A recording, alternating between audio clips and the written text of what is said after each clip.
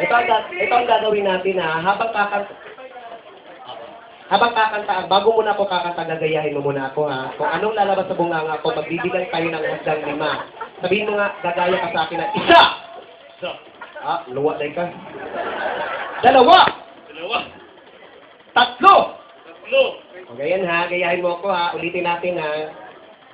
Yung pinasexy.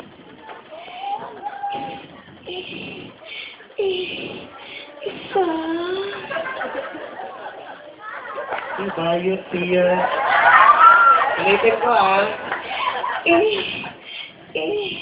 Isa.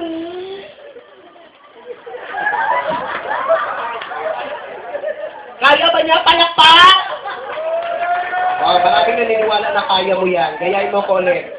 Isa.